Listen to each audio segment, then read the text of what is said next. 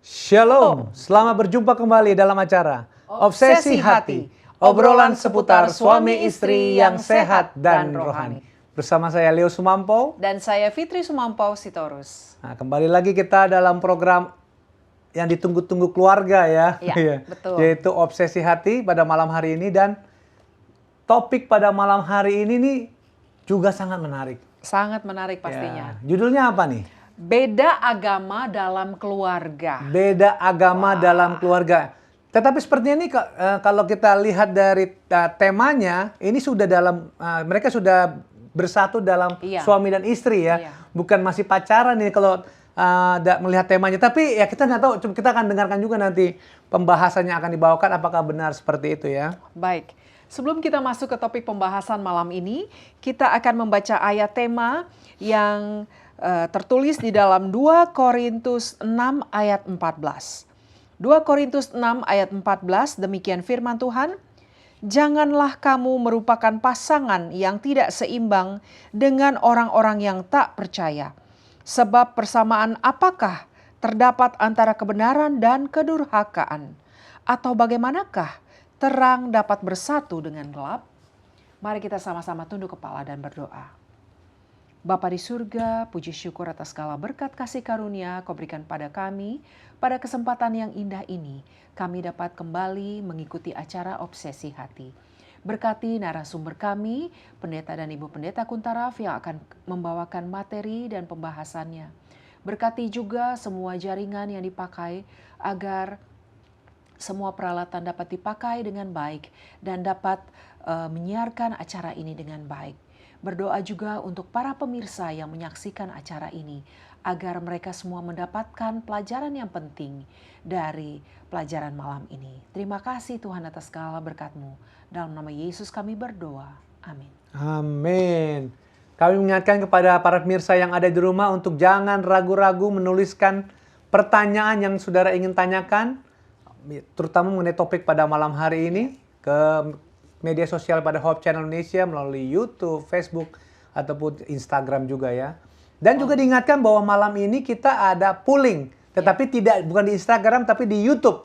Ya, polling di YouTube, dan kami sangat mengharapkan partisipasi dari para pemirsa yang ada di rumah sekalian. Baik, kita akan menyapa narasumber kita, Pendeta dan Ibu Pendeta Kuntaraf dari North Carolina. Shalom Pendeta dan Ibu Pendeta Kuntaraf. Halo, Leo dan Fitri. Selamat pagi dari North Carolina. Selamat malam di Indonesia. Selamat malam. Puji Tuhan, kami lihat segar sekali nih ya Pendeta dan Ibu. Pagi ini kami Puji Tuhan. Masih dikasih napas, kesehatan untuk memberikan obsesi hati. Amin, amin. Kami persilakan Pendeta dan Ibu untuk memulai pembahasannya malam ini. Baik, terima kasih pemirsa yang berbahagia.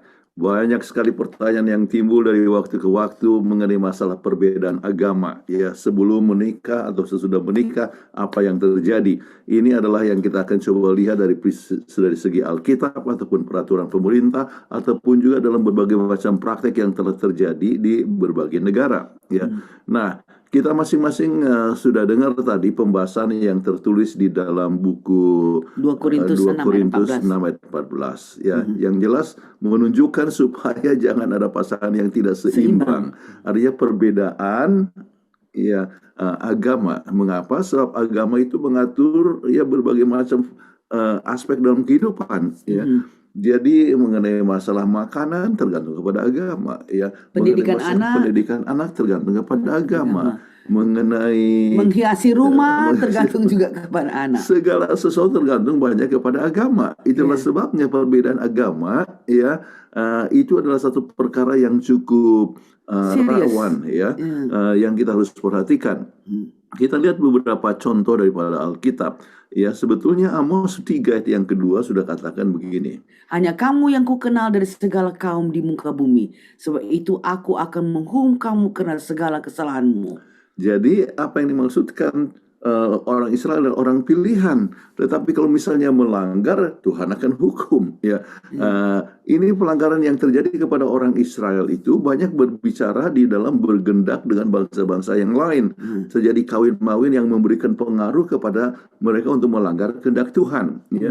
Tetapi ini bukan satu hal yang baru mengenai masalah perlunya orang yang seiman. Misalnya dalam Kejadian 24 ayat yang keempat, mengapa Ishak disadikan jodoh dari Haran? Nah, kalau kita baca, dikatakan, tetapi engkau harus pergi ke negeriku dan kepada sanak saudaraku untuk mengambil seorang istri bagi Ishak anakku. Jadi bukan orang luar, orang dari negerinya, orang dari sanak saudaranya, itu yang harus menjadi istri daripada Ishak. Dan mengapa? Salah satu adalah mengenai faktor kepercayaan. Walaupun banyak di antara orang-orang di Haran itu sudah terpengaruh dengan berbagai macam penyembahan kepada dewa, tetapi masih ada sisa-sisa di mana mereka percaya kepada Tuhan. Kemudian kita lihat pengalaman daripada Esau dan istrinya, mengapa terjadi masalah rumah tangga. Kita lihat dalam Kejadian 27 ayat 46. Kemudian Ribka berkata kepada Ishak, aku telah jemu hidup kena perempuan-perempuan Het itu. Jikalau Yakub juga mengambil seorang istri dari antara perempuan negeri ini, semacam perempuan Het itu, apa gunanya aku hidup lagi? Jadi sangat depresi ya Ribka itu, sampai dia memohon kepada Ishak supaya Yakub mengambil seorang istri dari bukan perempuan dari Het. Ya, kenapa? Oleh sebab Het itu mempunyai penyembahan kepada dewa-dewa juga. Jadi berbagai macam perbedaan praktek dalam rumah tangga menimbulkan berbagai macam permasalahan. Oke. Nah, sampai akhirnya Yakub mencari jodoh di Haran. Nah, apa yang dikatakan dalam Kejadian 28 ayat 1 dan 2? Kemudian Ishak memanggil Yakub, lalu memberkati dia serta memesankan kepadanya, katanya, janganlah mengambil istri dari perempuan Kanaan. Bersiaplah, pergilah ke padang Aram, ke rumah Betuel, ayah ibumu, dan ambillah dari situ seorang istri dari anak-anak Laban, saudara ibumu. Oke. Kenapa ini sangat penting? Jangan dari orang-orang Kanani atau Kanaan. Ya. Orang Kanaan itu menyembah kepada Baal, kepada Astoret, ya, dan mereka mempunyai praktek-praktek yang mengerikan. Ya. Bagi mereka yang mempelajari arkeologi, mereka melihat bagaimana parahnya ya akan penyembahan daripada orang-orang Kanaan itu, sampai disebut dewa mereka pun penuh dengan percabulan ya. Dan biasanya kan orang mau mengikuti dewanya, jadi hidup mereka pun demikian, penuh dengan percabulan. Itulah sebabnya dikatakan bahwa mereka artinya untuk Yakub, jangan orang Kanaan, tetapi carilah orang dari Haran. Nah, ada dari waktu ke waktu di mana raja sekalipun menikah dengan orang yang bukan dari bangsanya dan juga bukan dari agama yang sama, dan ini menimbulkan banyak masalah. Salah satu adalah apa yang dibuat oleh Ahab, ya. Apa yang dikatakan di dalam 1 Raja-Raja 16 ayat 29 dan 30. Ahab bin Omri melakukan apa yang jahat di mata Tuhan, lebih daripada semua orang yang mendahulunya. Seakan-akan belum cukup ia hidup dalam dosa-dosa Jerobeam bin Nebat, maka ia mengambil pula Isabel, anak Baal, raja orang Sidon, menjadi istrinya, sehingga ia pergi beribadah kepada Baal dan sujud menyembah kepadanya. Jadi benar-benar dia melawan perintah Tuhan. Jadi menikah dengan Isabel, dan Isabel adalah penyembah Baal, dan mereka punya banyak sekali ratusan nabi Baal. Oke, kita ingat peristiwa yang terjadi di Gunung Hermon, ya, di mana Elia membuat mujizat ya yang luar biasa dan membunuh akan ratusan itu nabi-nabi Baal. Nah, jadi apa yang telah dibuat oleh Ahab melanggar, dan apa yang terjadi, tindakannya pun salah. Dia menyembah kepada Baal dan juga dia melakukan tindakan-tindakan yang kejam. Ingat bagaimana Isabel telah memerintahkan Ahab ya untuk mengadakan apa yang disebut konspirasi ya, supaya ia bisa dapatkan itu perkebunan anggur yang dikehendakinya. Jadi satu tindakan yang sangat jahat sekali, dan itulah sebabnya Tuhan tidak mau orang Israel menikah dengan orang yang tidak seagama. Ya. Nah, oke. Nah sekarang ingatlah apa yang terjadi kalau seandainya sudah menikah dengan yang tidak seiman, ya, baru mengenalkan Tuhan. 1 Korintus 7 ayat 27 mengatakan bagaimana? Adakah engkau terikat pada seorang perempuan? Janganlah engkau mengusahakan perceraian. Adakah engkau tidak terikat pada seorang perempuan? Janganlah engkau mencari seorang. Jadi kalau sudah menikah, tidak dianjurkan untuk bercerai. Tapi sebelum menikah, hati-hati dalam memilih teman hidupnya itu. Biarlah pilih orang yang seiman. Oke. Nah, kalau sudah menikah, jangan terjadi perceraian, tetapi kita harus cari suatu solusi. Iya. Oke. Nah, kita coba lihat kembali kepada apa yang disebut undang-undang di Indonesia mengenai masalah perkawinan. Perkawinan yang sah adalah perkawinan yang dilakukan menurut hukum masing-masing agama dan kepercayaannya. Itu sesuai dengan pasal 2 ayat 1 dan pasal 8 huruf F Undang-Undang Perkawinan. Jadi memang sudah ditetapkan oleh negara kita di Dan hal Indonesia. yang penting, pengadilan tidak mengabulkan permohonan pencatatan perkawinan antar umat yang berbeda agama dan kepercayaan. Ya, jadi dengan demikian dampak pernikahan beda agama adalah tidak dapat dicatatkan karena jika diajukan ke pengadilan, hakim tidak dapat dikabulkan permohonan pencatatan perkawinannya. Ya, jadi ini adalah peraturan yang berlaku di Indonesia. Tetapi banyak di antara pemirsa yang hidup di Amerika. Ya, jadi perkawinan di Amerika berbeda. Ya, perkawinannya bukan masalah keagamaan. Orang bisa datang pergi aja ke court, dapat menikah secara sipil dan tidak ditanya-tanya. Jadi agama apa saja dan sebagainya, tetapi umumnya mereka juga kalau saya memberkati orang di Amerika, ya, maka mereka akan meminta saya punya surat bahwa saya sudah memberkati secara gereja, kemudian direkomendasikan untuk pernikahan secara catatan sipil, ya. Begitu juga di Indonesia, Iya. ya, selalu ditanya, ada nggak surat dari counseling dan sebagainya, ya, sehingga bisa menunjukkan bahwa ini adalah seiman. Iya. Baik, jadi sekarang survei baru-baru ini, perbedaan agama sering terjadi sekarang ini. Ya, Sering. sekitar 49% dari orang kumpul kebo, ya, hidup bersama dengan orang yang tidak seiman. Ya, ini yang terjadi. Ya, tetapi bukan menikah dengan resmi, mereka kumpul kebo. aja. Oke.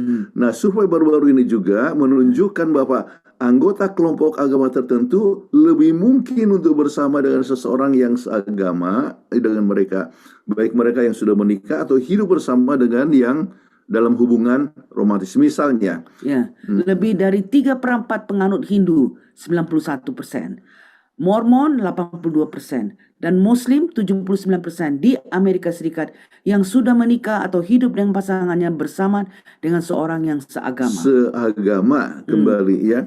Hal ini agak kurang umum di kalangan penganut Yahudi, ya, 65%, penganut Protestan arus utama itu 59%, dan orang-orang yang tidak berafiliasi dengan agama tertentu itu 56%. Jadi mayoritas lalu untuk yang seagama. Oke.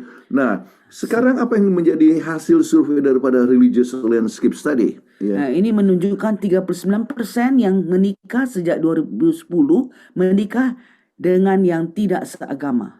39%, ya. Ya, sedangkan sebelum 1960 hanya 19% yang menikah dengan tidak seagama. Jadi demikian kecenderungan menikah dengan yang tidak seagama makin lama makin naik. Ya, itu yang telah terjadi. Ini kembali saya berikan survei ini adalah di Amerika. Religious Landscape. Nah, jadi apa masalahnya? Ya, masalah perkawinan beda agama. Ya. Pertama, angka perceraian sangat tinggi. Sebab sebagaimana tadi sudah dikatakan, agama itu yang menentukan apa yang kita harus makan, apa yang kita harus hiasi rumah, bagaimana pendidikan anak-anak, bagaimana mau beribadahnya kemana. Jadi ini menentukan sekali kehidupan kita. Iya, jadi, sedangkan cara berpakaian juga, ya. Iya, cara berpakaian juga. Jadi angka perceraian sangat tinggi bila mana terjadi perkawinan beda agama. Dan apa yang menyebab umum daripada konflik keluarga untuk mereka yang beda agama? Ya. konflik mengenai agama anak-anak. Anak-anak kalau sudah besar mau kemana? Mau ikut bapak punya agama atau mau ikut mama punya agama?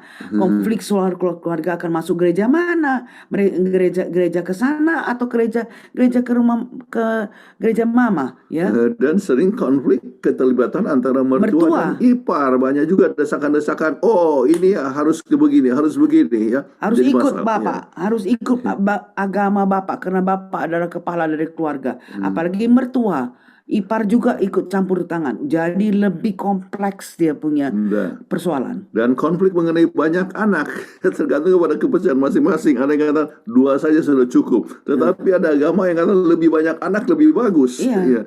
Jadi kita merasa sangat banyak perbedaan, tidak ada banyak persamaan, sehingga terjadilah perceraian yang tinggi antara perkawinan yang beda agama. Dan ada resiko perkawinan yang tidak seiman. Misalnya hasil survei menunjukkan evangelical Christian ini yang menikah dengan non-evangelical 50% berakhir dengan perceraian. 50%. Jadi cukup tinggi. Kemudian sedangkan evangelical yang menikah dengan yang tidak beragama 61% berakhir dengan perceraian, ya. Jadi memang harus sama-sama. Kalau nggak sama-sama susah sekali. Ini sama-sama Kristen tetapi satu evangelical dengan non evangelical, 50%. Apalagi yang menikah dengan yang tidak beragama, yang ateis, 61%. Dan survei yang pernah diberikan oleh Billy Graham, kalau misalnya satu iman selalu berdua, selalu baca Alkitab, renungan pagi dan malam, kemungkinan bercerai hanya 1 dari 100. Jadi hanya 1%. Jadi kita lihat peranannya sangat penting sekali antara mempunyai hubungan bersama dengan Tuhan bersama-sama. Baik. Nah, masalah pernikahan yang tidak seiman, pertama, tidak berbicara perbedaan agama lebih cepat. Jadi itu yang sering terjadi. Ipar mertua coba memaksakan agamanya yang masing-masing, Jadi seharusnya ini harus sudah diselesaikan sebelum pernikahan. Sebelum marriage. Nah, salah satu akan mempunyai beban untuk menobatkan. Pokoknya saya harus tarik jiwa. Jadi suami mau tarik jiwa. Dia tidak boleh, artinya saya tidak boleh pindah agama. Jadi itu permasalahan, Kemudian susahnya membuat keputusan bersama soal beragama. Karena memang sudah berbeda agama. Bagaimana ada persetujuan untuk memecahkan keputusan itu? Dan kadang-kadang satu pasangan menjadi lebih rohani, yang lain itu lebih sekular dan sebagainya. Kemudian sukarnya untuk memelihara hari libur keagamaan, Oleh sebab yang satu ini pelihara Christmas, Natal, yang satu itu adalah mungkin hari raya yang lain. Jadi tergantung kepada agamanya. Jadi ada berbagai macam masalah. Sehingga dan kembali memutuskan agama daripada anak-anak susah. Anak-anak pun bingung mau ikut ke agama mana. Ada yang katakan ini harus agama bapak, bapak kepala rumah tangga. Tapi kata oh tidak, ibu peranannya sangat penting, harus ikut agama ibu, Jadi kemudian suka memberikan nama kepada anak sesuai dengan agama masing-masing. Kan nama itu kita kan berdasarkan kepada agama, Nama saya Jonathan. Anak-anak kami namanya Andrew dan Andrea. Itu nama yang berada di dalam Alkitab,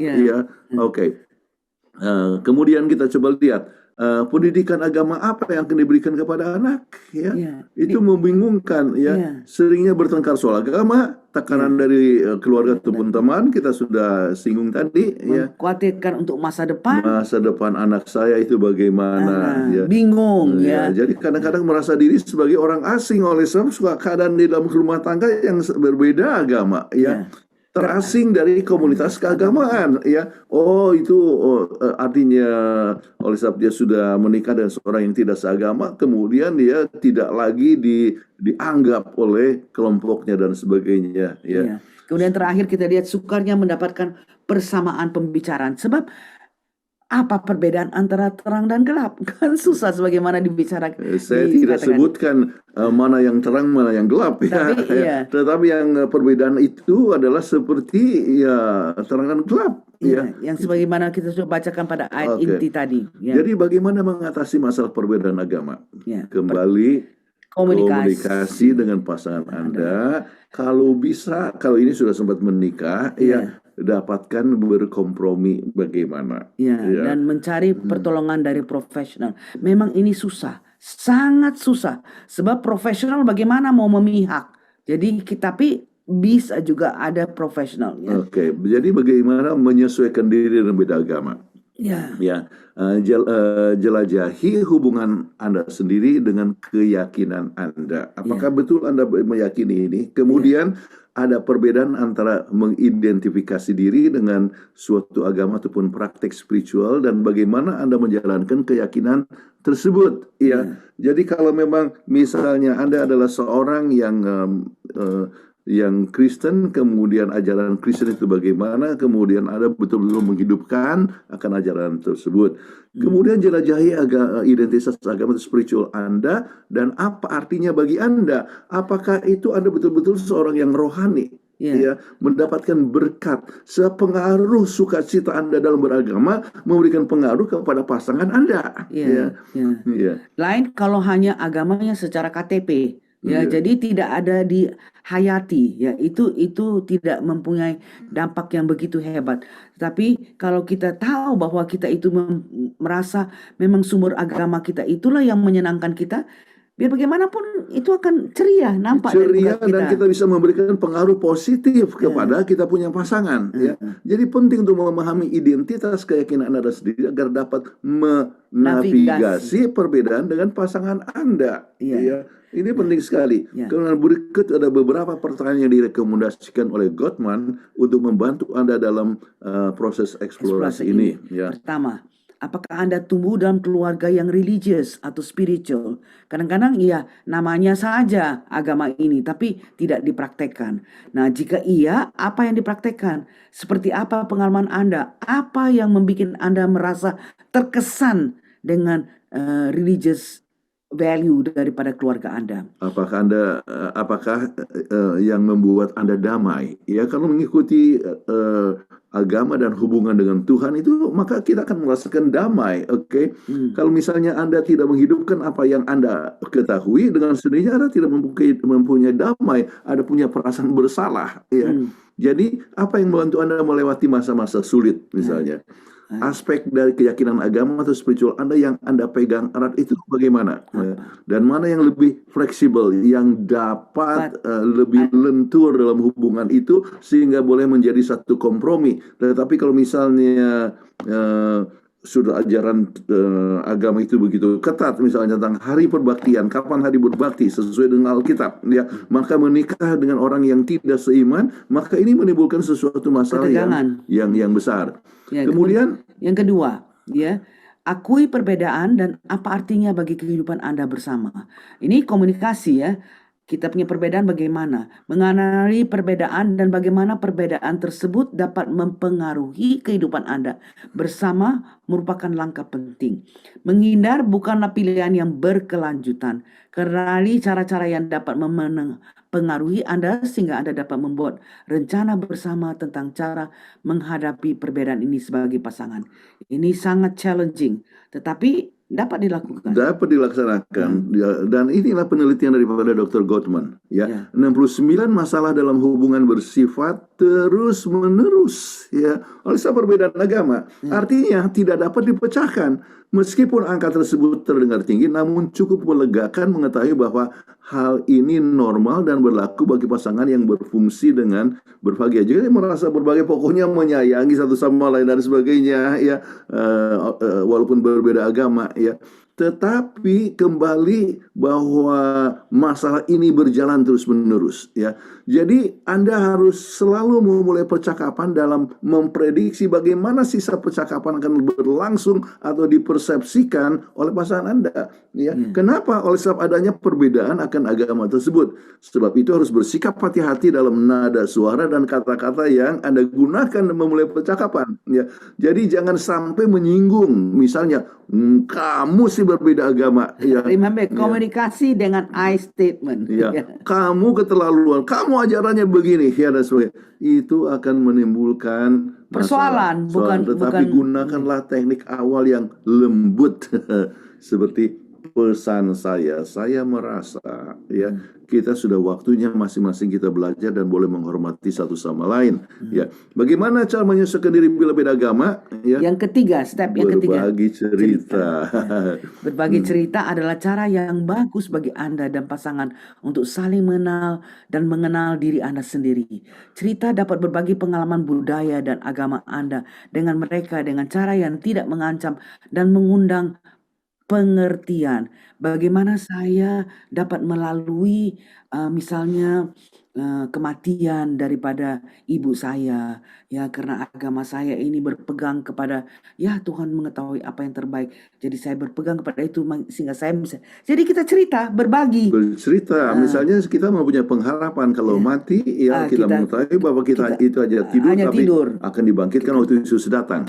Jadi ada pengharapan bagi saya, agama saya. Tetapi ada agama yang tidak punya pengharapan seperti itu. Iya. Ya pokoknya mati adalah akhir daripada segala sesuatu. Ya, Dan nanti sebagainya. akan di neraka. Wah, nanti setengah mati, bergumul dengan segala macam, dengan segala mereka punya kepercayaan. Ya, jadi kembali berbagi cerita. Kemudian kita coba lihat, Yang keempat, berpartisipasi sebelum bernegosiasi. Ya. Penting untuk menunjukkan minat dan rasa ingin tahu yang tulus terhadap keyakinan dan praktek pasangan Anda. Ikutilah bersama mereka dalam acara keagamaan mereka dan saat mereka menjalankan ritual dari agama mereka. Ini bukan janji untuk meninggalkan keyakinan Anda sendiri dan pindah agama. Ini adalah cara yang ampuh untuk mengkomunikasikan bahwa Anda menghargai. Artinya Anda appreciate, Anda kelainan daripada perbedaan antar agama itu Anda menghargai dan menerima. Jadi kembali ini terjadi kalau memang sudah sempat menikah. Oke. Kemudian lakukan perbaikan. Ya, kita pasti akan melakukan kesalahan. Dan jangan menyalahkan diri atas kesalahan, mintalah maaf dan terus ya maju. Ya, ini penting sekali. Humor yang digunakan dengan baik, bukan sarkastik, ya, dapat membantu meredakan momen-momen yang menegangkan ini. Tujuan utama dari upaya perbaikan adalah untuk menentukan apa yang salah, bukan menyalahkan pasangan kita, dan kembali berada di tim yang sama untuk mengatasi masalah bersama-sama, alih-alih memperlakukan satu sama lain sebagai masalah yang perlu diperbaiki. Sangat challenging, tapi bisa dilakukan. Terapi merupakan dukungan yang bermanfaat. Kembali ini adalah kepada kalau tidak bisa selesai, ya, maka melalui terapi profesional. Ya. Tetapi ini satu kesimpulan yang kita ingin berikan kepada kita semua. Sebelum menikah, pastikan Anda akan menikah dengan orang seiman. Ini yang paling penting. Jadi sebelum menikah, jangan kita cari persoalan. Kalau kita cari persoalan menikah dengan orang yang lain, pasti ada perbedaan.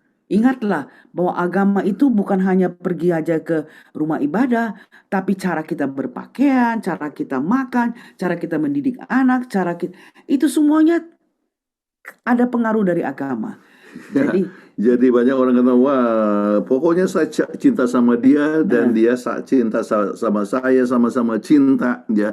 Kami ada satu buku yang judulnya adalah Love is Not Enough. Love is not enough. Baik, jadi dengan demikian, sebab kembali kita hidup dalam masyarakat, ya, kita hidup dengan kita punya filsafat kehidupan masing-masing.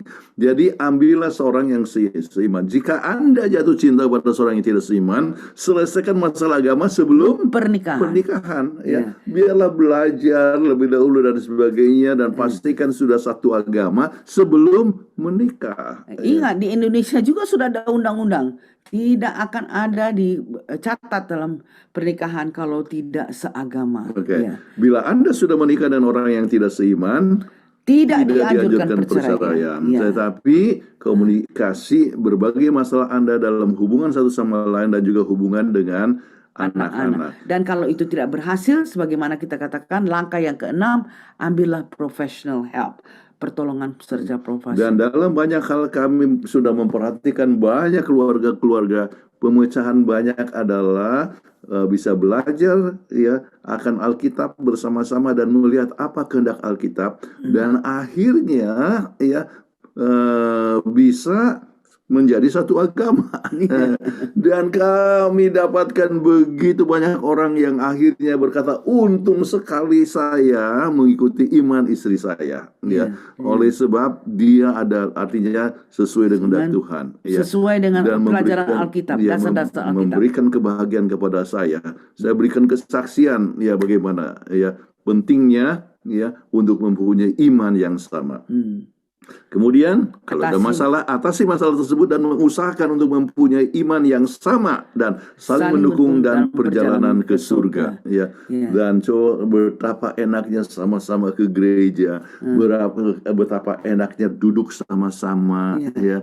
Betapa enaknya anak-anak tidak jadi bingung ikut mama atau ikut papa. Ya, enaknya menyanyi bersama-sama, ya, berdoa bersama-sama. Ingat istilah yang selalu digunakan, family that prays together, stay together. Ya, kiranya masing-masing kita selalu ingat, ya, untuk mempunyai iman yang sama dalam rumah tangga. Baik. Terima kasih untuk diskusi ya malam ini ya, materinya luar biasa. Cuma memang materinya agak berat juga ya. Saya lihat ya.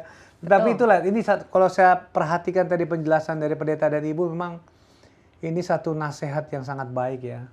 Sangat baik, apalagi bagi keluarga-keluarga yang memang sudah menikah beda agama ya. Kalau memang masih pacaran, sudah tegas dibilang tadi kan oleh narasumber kita ya. Dan memang harus bertimbang masak-masak ya, betul-betul. Jadi bukan karena mabuk cinta aja, udah nanti gampang gitu ya. Dan kalau bagi yang masih pacaran, jangan lupa baca buku dari pendeta dan ibu tadi apa? Love is not enough. Ya, jangan jadi bucin. Kalau anak-anak sekarang bilang bucin. Apa itu bucin? Budak cinta. Wah, kalau udah mabuk cinta, budak cinta, semua kadang-kadang nggak jadi perhitungan ya. Betul. Jadi ini satu pelajaran yang luar biasa bagi kita semua, khususnya rumah tangga.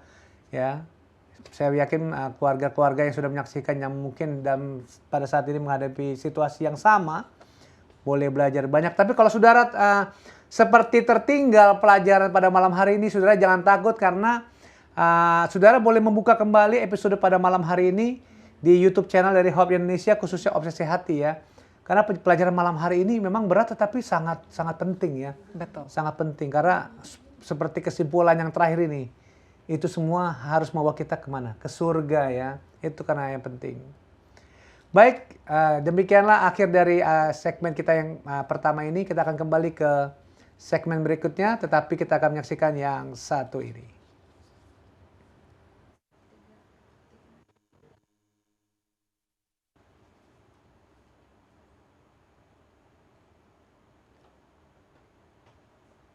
Tahukah Anda, ternyata dengan rajin beribadah atau beragama bisa membuat kita umur panjang?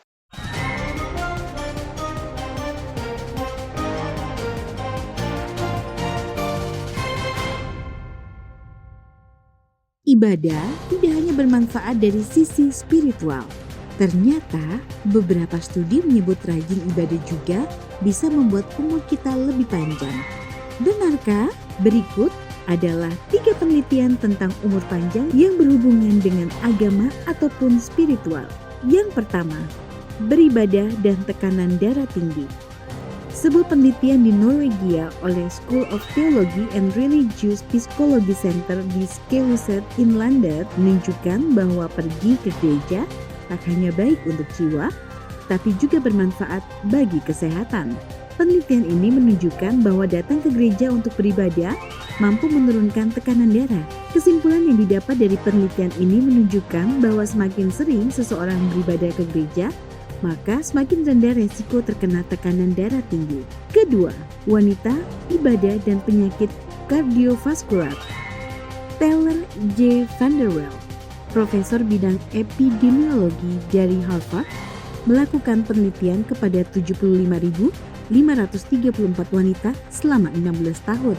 Para partisipan disurvei kesehatan, gaya hidup, serta frekuensinya pergi ke gereja dalam 1 minggu. Hasil penelitian menyebut bahwa partisipan yang pergi ke gereja lebih dari 1 kali dalam seminggu berkurang resiko kematian akibat penyakit kardiovaskular dan kanker sebesar 33%. Ketiga, agama, pola hidup sehat, dan umur panjang. Dari 1976 hingga 1988, National Institute of Health mendanai studi terhadap 34.000 orang Advent California untuk mengetahui apakah gaya hidup mereka yang berorientasi pada kesehatan mempengaruhi harapan hidup serta resiko penyakit jantung dan kanker. Riset itu menemukan kebiasaan orang Advent mengkonsumsi buncis, susu kedelai, tomat, dan buah-buahan lain ternyata menurunkan resiko terhadap perkembangan kanker tertentu. Studi tersebut juga menyarankan agar memakan roti, meminum 5 gelas air putih sehari, dan yang paling mengejutkan, mengkonsumsi 4 porsi kacang-kacangan seminggu mengurangi resiko penyakit jantung. Dan dari studi itu menemukan pula, tak menyantap daging sapi dan kambing ternyata membantu mencegah kanker dan penyakit jantung. Pada akhirnya, studi itu mencapai kesimpulan yang menakjubkan. Sebut Gary Fraser dari Universitas Loma Linda. Rata-rata orang Advent lebih lama hidup 4 hingga 10 tahun ketimbang rata-rata penduduk California. Kenyataan ini membuat budaya orang-orang Advent termasuk salah satu yang menghasilkan umur panjang di Amerika Serikat. Nah, itu dia beberapa penelitian umur panjang yang berhubungan dengan agama ataupun spiritual. Kiranya tayangan ini dapat menjadi berkat untuk kita semua dan menjadi harapan ke depan untuk tetap umur panjang dan terus bergantung pada Tuhan. Sampai jumpa di Tahukah Anda selanjutnya.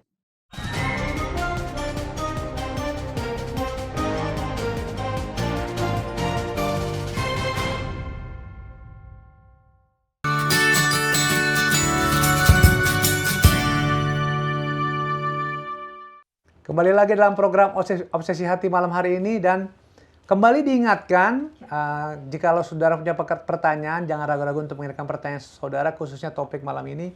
Dan juga yang penting, kita ada polling ya di YouTube. Ya, kami sangat mengharapkan partisipasi dari para pemirsa yang ada di rumah untuk mengikuti polling yang ada di YouTube dari Hope Channel Indonesia. Nah, kita masuk ke segmen berikutnya nih ya. Ya. Seperti biasa ini vlog spot ya. Kita menanyakan beberapa pertanyaan kepada beberapa responden kita ya. Tapi kali ini kita akan menyaksikan kata mereka. Kata mereka ya. Oke. Mungkin kita mulai aja kali ya. Baik. Kita akan mendengarkan apa kata mereka mengenai pertanyaan mengenai suami istri yang beda agama. Kita ikuti video yang satu ini.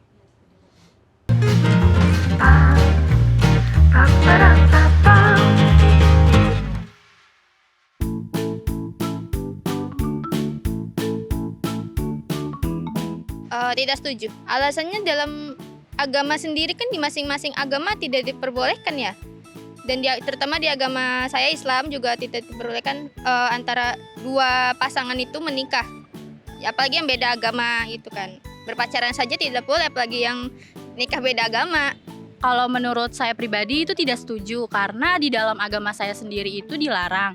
Tapi mungkin sebagian orang menganggap setuju karena mungkin udah saling cinta gitu. Kalau menurut saya tidak setuju. Karena prinsip agama yang saya yakini, kalau ketika pernikahan beda agama itu terjadi, pastinya nanti ke depannya kita nggak tahu bakal ada terjadi pertentangan, entah dalam ibadah atau hubungan keluarga yang lainnya, ataupun nanti dalam anaknya sendiri bagaimana. Itu. Setuju. Alasannya kalau agama itu sebenarnya bisa masing-masing. Itu kan tujuannya sama, cuman beda jalannya aja.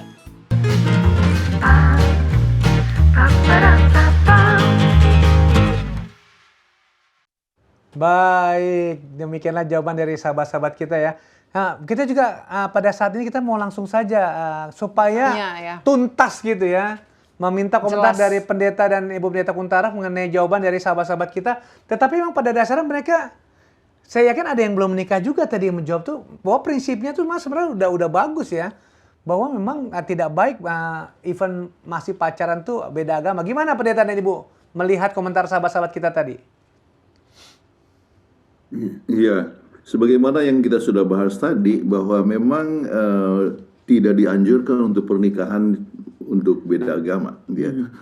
Ini tertulis bukan hanya di dalam agama Islam misalnya seperti yang disebutkan tadi oleh Yang tiga wanita tiga itu. wanita tadi, ya, tetapi di dalam Alkitab juga jelas sekali dengan contoh-contohnya, dengan juga anjurannya supaya kita tidak menikah dengan yang tidak seiman. Ya. Dan di pemerintah juga, di undang-undang pemerintah kita Ya. bisa lihat. Jadi dengan demikian maka kita harus berhati-hati ya, kalau seandainya kita beda agama dan kita setia di dalam agama. Lain kalau misalnya orang tidak beragama, ya, artinya Ateis, ateis atau mungkin juga beragama tetapi hanya KTP. KTP saja, ya. Itu lain. Jadi dia tidak menghidupkan akan ajarannya, ya. Jadi untuk oleh sebab sama-sama tidak menghidupkan akan ajarannya, jadi dia hidup secara sekular, pokoknya mencintai satu sama lain, ataupun juga mereka pun tidak mengikuti akan norma-norma agama. Misalnya kalau agama kan menghendaki supaya pernikahan itu resmi. Jadi ada orang yang pokoknya sudah cinta satu sama lain. Jadi misalnya mereka jadi hidup bersama-sama. Kita sebutkan dengan istilah kumpul kebo. Kumpul kebo. Dan banyak yang kumpul kebo itu oleh orang mereka juga beda agama dan tidak menghidupkan ajaran agama. Ya. Tetapi kita harus tiba kepada satu kesimpulan yang sangat penting bahwa kalau orang tidak dekat dengan Tuhan, ya, maka kemungkinan untuk berbahagia itu Sangat rendah. menjadi lebih Sangat rendah. rendah. Ya. Oleh sebab Tuhan sumber kehidupan, Tuhan sumber kebahagiaan, Tuhan sumber damai sejahtera, Tuhan adalah sumber daripada sukacita. Jadi kalau lebih dekat kepada Tuhan, maka kita pun akan dapat lebih berbahagia. Kita dapat lebih mengasihi, dapat lebih rendah hati dan sebagainya. Orang yang tidak beragama itu sering memikirkan hanya kepada diri sendiri, ya. Jadi dirinya yang di-serve, ya. Bukan pasangannya. Pasangannya, dan ini akan menimbulkan banyak masalah, dan itu sebabnya angka perceraian itu Tinggi. menjadi sangat tinggi. Terima kasih banyak ya untuk penjelasannya kembali. Nah, kalau ini kan Penegasan. langsung enak ya, dapat penjelasan dari narasumber ya. Jadi Betul. orang kita Pasti, juga pasti. pasti gitu ya untuk penjelasannya. Baik. Baik, kita akan mengikuti pertanyaan yang kedua. Kami persilahkan videonya.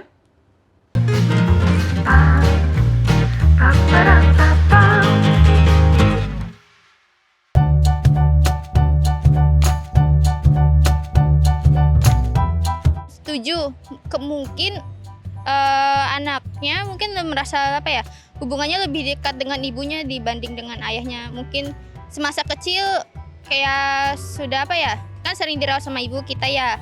Jadi hubungannya itu kayak merasa dia lebih dekat dengan ibunya. Bisa setuju atau tidak, itu dibalikan lagi kepada anaknya. Jika udah 17 tahun biasanya, dibalikan lagi kepada anaknya. Setuju, karena anak-anak itu kan memiliki ikatan yang lebih kuat dengan ibunya. Terus juga pengasuhannya tuh kan lebih terbiasa melihat ataupun sering diasuh oleh ibunya. Tidak setuju, karena itu kan anak-anak boleh memilih lah. Kalau mereka kan itu kalau seandainya mereka udah dewasa boleh milih sendiri. Mau agama suami atau agama istri kan itu masing-masing sih sebenarnya. Pilihan dari anak-anak.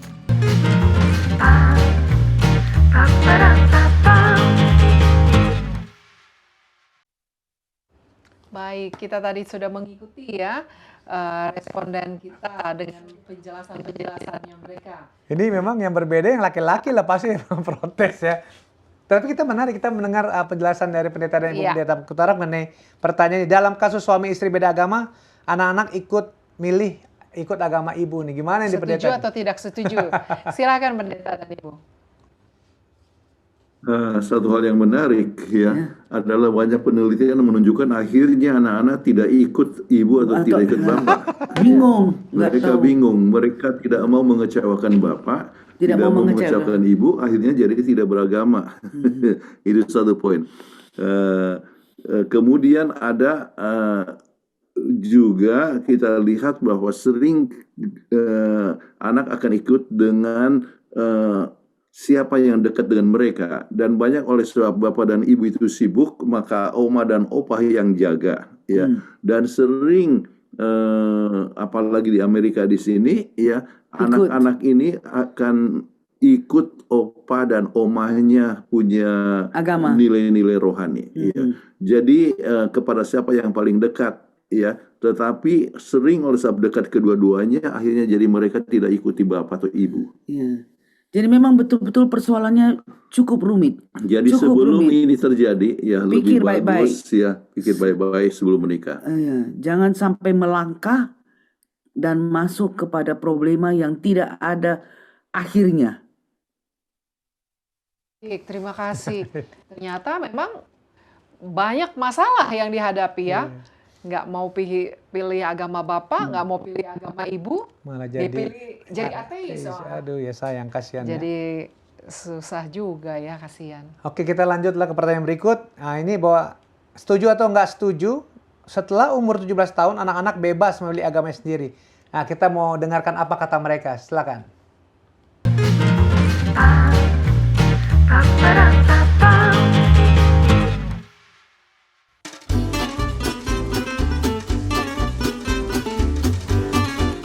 Setuju. Karena di 17 tahun itu juga kita kan sudah dapat KTP. Dan kalau menurut saya kalau kita sudah dapat KTP itu kita sudah bisa memilih jalan sendiri. Setuju, karena di umur 17 tahun anak-anak udah mulai bisa pemikirannya tuh sudah mulai terbuka, udah mulai bisa melihat mana nih yang dia rasa ini yang akan aku yakini, ini yang akan aku jalani agama yang sesuai dengan apa yang dia yakini gitu, yang dia rasa. Itu setuju karena setiap anak itu kan memiliki haknya dalam memilih apapun itu termasuk agama. Jadi sesuai keinginan dia aja. Setuju. Karena mereka kan bisa tahu mana yang baik kalau udah dewasa ya, istilahnya pengetahuannya udah ada. Jadi mereka bisa nyari mana yang bisa bikin mereka senang dan lebih percaya lagi.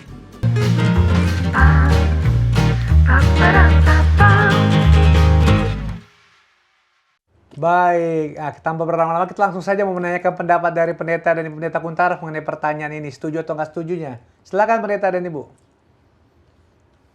Memang betul usia 17 tahun dia mempunyai hak untuk memilih, tetapi pilihannya itu banyak tergantung kepada apa yang dia sudah lihat dan dia rasakan di dalam rumah tangga. di dalam rumah tangga. Oke. Jadi didikan dari kecil kalau dia selalu dibawa ke gereja ya, atau ikut apa yang disebut sekolah sabat dari kecil sampai besar, dia akan ikut selalu kepada yang membawa dia ke gereja. Ya, dan dia akan memilih ya. Jadi tetapi harus ada suatu persetujuan antara bapak dan ibu di dalam rumah tangga. Ada suami yang katakan pokoknya saya tetap pertahankan saya punya agama, tetapi untuk anak-anak biarlah mereka itu ikut kepada ibunya. Jadi anak-anak itu diajar untuk pergi ke gereja dengan ibunya, misalnya kalau ibunya itu adalah Kristen. Tetapi ada juga seorang bapak yang katakan, oh tidak, sejak sekarang bapak semua harus ikut kepada saya, ya. Dan juga istrinya tidak lagi diizinkan ke gereja, ya. Kebetulan dia suaminya adalah agama lain. Dan itu menimbulkan berbagai macam masalah, dan dalam keadaan seperti ini kadang-kadang anak akhirnya juga tidak ikut bapak, tidak ikut ibu. Saya pernah saksikan bagaimana seorang ibu yang sudah kehilangan suaminya dan dia katakan, ya secara financial memang saya merasa kehilangan karena tidak ada income tambahan daripada suami. Tapi secara kehidupan kerohanian saya lebih senang karena anak-anak nggak bingung. Saya bisa bawa anak-anak ini ke dalam agama saya.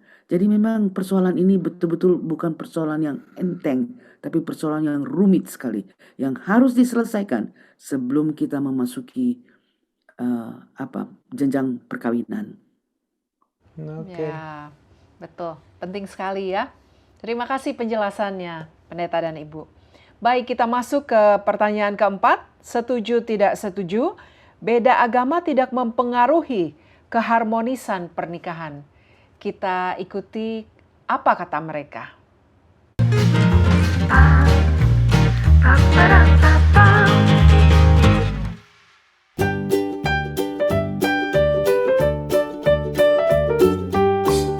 Sebenarnya sih tidak, tergantung dari masing-masing orangnya sih. Sebenarnya tergantung, saya antara setuju atau tidak setuju. dilihat dari beberapa keluarga saya ada yang beda agama juga, ada yang harmonis, ada yang tidak harmonis. Yang tidak harmonis saya cara mereka beribadah seperti itu karena suka keganggu antar lain seperti itu. Ada yang harmonis juga. Tidak setuju karena sebuah keluarga akan nyambung jika satu pasangan itu sefrekuensi atau seagama gitu. Tidak setuju karena ya balik lagi tadi yang pertama, karena kan beda agama ya, kita nggak tahu nih nanti ke depannya bagaimana nanti keluarga-keluarga lainnya, ataupun nanti dalam menjalankan ibadah ataupun anak, apakah nanti ada pertentangan dan bagaimana cara menghadapinya pertentangan itu gitu.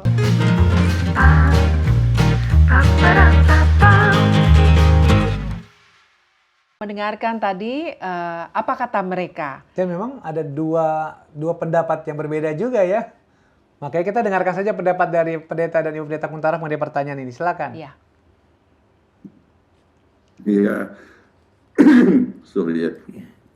Yang jelas bahwa perbedaan agama dengan sendirinya, ya sadar atau tidak sadar, itu akan mengganggu kepada kebahagiaan. Ya. Sebab kebahagiaan itu diperoleh dengan kebersamaan. Ya. Sementara agama tidak bersama-sama, ya itu akan mengganggu kebahagiaan. Ya.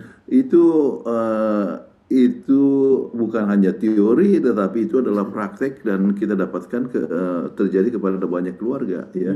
Jadi pentingnya kebahagiaan kebersamaan, misalnya pergi sama-sama ke gereja, bisa duduk bersama-sama di gereja, ya bisa mengikuti ajaran agama di gereja, artinya agama yang sama dan sebagainya. Tetapi perbedaan itu ya menimbulkan keterbatasan di dalam kebersamaan. Ya. Jadi dengan sendiri akan mengganggu, ya sadar atau tidak sadar, kecuali kalau kedua-duanya itu tidak menunjukkan kesetiaan kepada agamanya atau tidak punya keyakinan dalam beragama. Jadi itu adalah satu kasus yang lain. Oke. Baik, terima kasih untuk penjelasannya ya Pendeta dan Ibu. Dan kami juga mengucapkan terima kasih kepada para responden ya, yang telah memberikan pendapat mereka berpartisipasi di dalam segmen ini. Baik, sebelum kita masuk ke segmen berikutnya, kita akan menyaksikan yang satu ini. Duh, males banget nih hari ini. Oh iya, kan belum ngabarin Ayang.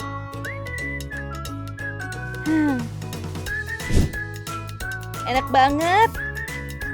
Lupa belum ngabarin Ayang. Berdoa dulu ah.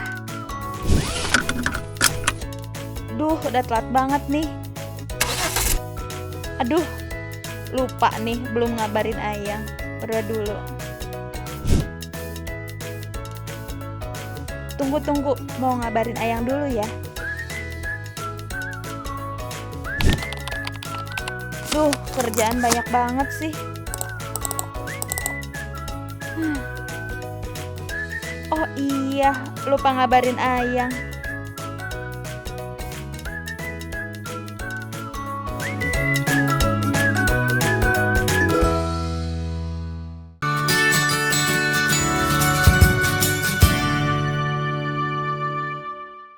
Kembali lagi dalam Obsesi Hati.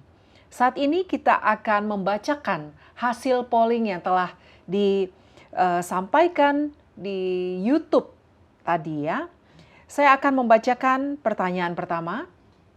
Seberapa penting menurut Anda kesamaan keyakinan atau agama dalam sebuah hubungan? Di sini ada jawaban sangat penting, cukup penting, tidak terlalu penting, tidak penting sama sekali. Dan semua menjawab sangat penting, 100% ya. Oh, berarti mereka semua sudah belajar ini, memperhatikan materi tadi ya. Oke, baik. Polling yang berikut, mungkin nanti Pendeta dan Ibu akan memberikan komentar di akhir kita bacakan pollingnya ya. Iya. Yang berikut pertanyaannya, apakah Anda bersedia menjalin hubungan dengan seseorang yang memiliki keyakinan agama yang berbeda? Jawaban pollingnya tidak setuju 81%, yang setuju hanya 18%. Oh, jadi banyak yang tidak mau lah menjalin hubungan dengan yang berbeda keyakinan ya. Sudah baik ya dari awalnya ya. Baik, pertanyaan ketiga, apakah Anda percaya bahwa hubungan beda agama dapat berhasil dalam jangka panjang? Jawabannya tidak 41%, ya, tetapi dengan banyak pertentangan, banyak tantangan 33%, tidak yakin 25%, ya jika kedua saling menghormati 0%. Jadi memang yang mayoritas adalah tidak. Mereka percaya bahwa tidak berhasil untuk jangka panjang. Baik, kita ingin mendengarkan penjelasan dari pendeta dan ibu pendeta untuk polling yang telah disampaikan. Kembali sebagaimana yang dianjurkan bahwa peranan persamaan agama itu penting sekali. Kemudian masalah beda agama ya itu akan terus berjalan ya dari anak-anak, ada dari masih berbulan madu sampai punya anak jadi besar sampai seterusnya. Itu akan terus menerus ya. Jadi itu akan menjadi seperti duri yang terus menusuk ya perjalanan hidup kita.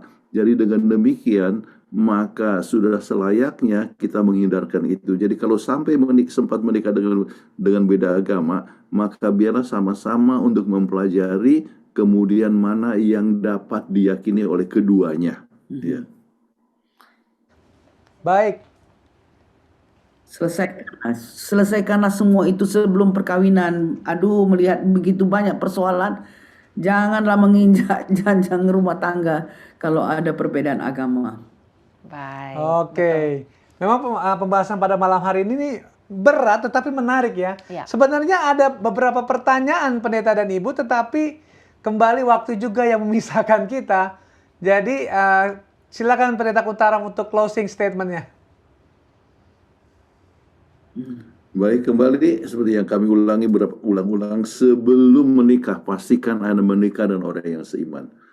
Jika Anda jatuh cinta seorang yang tidak seiman, selesaikan masalah agama sebelum pernikahan. Ya. Bila Anda sudah menikah dengan orang yang tidak seiman, tidak dianjurkan perceraian, sebab ada pertanyaan yang dikatakan apakah kami boleh bercerai. Kami tidak anjurkan perceraian, tetapi komunikasikan berbagai macam masalah terjadi dan biarlah sama-sama belajar supaya akhirnya maka rumah tangga yang tadinya tidak seiman itu pun boleh menjadi satu iman, dan dengan demikian bisa saling mendukung dalam perjalanan menuju ke surga. Baik, terima kasih pendeta. Kami undang Ibu Pendeta Kuntaraf untuk membawakan doa tutup. Bapa kami yang bertahta dalam kerajaan sorga, terima kasih karena dengan kasih Tuhan kami dapat menyampaikan presentasi mengenai perbedaan agama dalam keluarga. Tuhan, ini adalah suatu topik yang sangat sulit, tapi kami tahu bahwa Tuhan mengingini kami untuk selalu mengajarkan kepada anak-anak kami untuk selalu mempunyai agama yang sama sebelum memasuki pernikahan. Tapi bagi mereka yang sudah terlanjur menikah perbedaan agama, biarlah Tuhan memberikan akal budi untuk menyelesaikan persoalan ini sesuai dengan kehendak Tuhan. Terima kasih Engkau telah mendengarkan doa kami ini. Kami serahkan demi nama Kristus Juru Selamat dan Penebus kami. Amin. Amin. Amin. Baik, terima kasih pendeta dan ibu. Terima kasih pendeta dan ibu. Sampai jumpa minggu depan. Tuhan berkati. Tuhan Salam sehat berkati. selalu. Sampai jumpa. Baik, demikianlah akhir dari acara kita, episode kita pada malam hari ini. Kami memohon maaf yang sebesar-besarnya apabila ada ucapan yang salah, tingkah laku kami yang kurang berkenan bagi pemirsa. Kami mohon maaf yang sebesar-besarnya. Dan kami juga ucapkan terima kasih kepada pemirsa yang selalu setia menyaksikan Obsesi Hati dari Senin ke Senin ya, setiap minggunya. Terutama kepada narasumber kami, pendeta dan ibu pendeta Kuntaraf yang selalu membawakan pembahasan yang sangat-sangat menarik dan penting. Terlebih juga kepada teman-teman kami, kru Hope Channel Indonesia yang telah memandu acara ini dari awal hingga akhirnya. Akhir kata saya Leo Sumampo. Dan saya Fitri Sumampo Sitorus. Saksikan terus Hope Channel Indonesia, televisi yang mengubah hidup Anda. Tuhan memberkati kita.